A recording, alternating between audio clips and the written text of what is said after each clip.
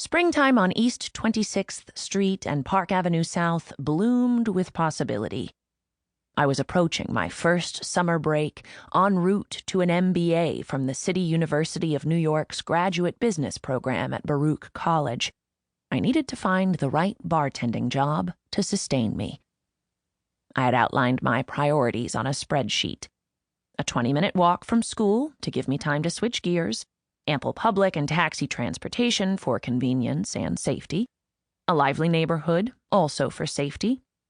I had worked downtown where office buildings emptied at 6 p.m., leaving either desolate sidewalks or late-night partiers stumbling into dance halls, a smallish place that also served food. I didn't want to have to strain to hear over music with a throbbing bass and push drinks to nameless people. Heading east along 26th Street, I rejected Lexington Avenue because it was too residential. Continued to 3rd Avenue and turned south. 3rd Avenue was close enough to school to be convenient, but far enough away to be anonymous, where professors were not likely to go.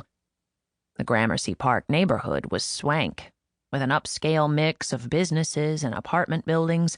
The streets hummed with people ready to drink, eat, and spend money day and night. Yellow cabs cruised around the clock. Pizza shops, Chinese takeout, an Italian deli, a liquor store, 3 boutiques, and 4 Irish pubs lined the 4-block walk to 22nd Street. While the pubs had interchangeable menus and prices, they differed in their advertised entertainment. Any bar with karaoke and happy hour all-you-can-eat chicken wings and dollar pints was off the list. Too much noise for too little money. Duffy's on 21st Street had a specials board and live acoustic music on Thursday nights, so I went in to feel the place out. With a sawdust floor, wooden tables, and a small platform stage, Duffy's was dark, smoky, and boisterous. I sat at the corner of the bar closest to the window where I could see the layout and watch how things ran. I had a spreadsheet with me and was ready to fill it in with notes. A red-faced, round man wearing a folded-over apron served me a glass of house wine with a bowl of peanuts, then quickly returned to the gaggle of guys perched in front of the beer taps. The place reminded me of my first bartending experience at the Gable Inn, a small neighborhood bar in Bayside, Queens, with a lively, blue-collar crowd. That's where I first met Pat, a woman who would have a big impact on my life. Working as a bartender, Pat was a mentor, Yoda, teacher, and friend.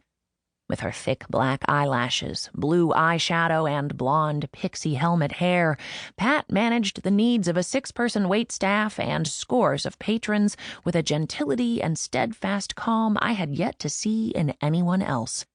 She could shut down a sassy waitress with a look, have patrons wait 10 minutes for drinks without complaining, and somehow keep the moody hostess smiling.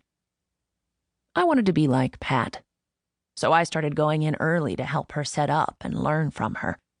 She would give me advice on handling the grouchy cook, my mother, school, boys, or anything that was troubling me.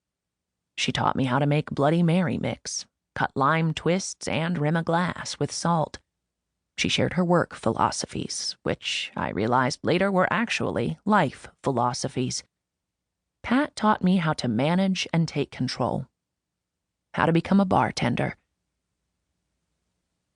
By 5 p.m., it was happy hour at Duffy's, and an after-work crowd who drank mostly tap beer while eating mozzarella sticks and clams on the half-shell started filtering in.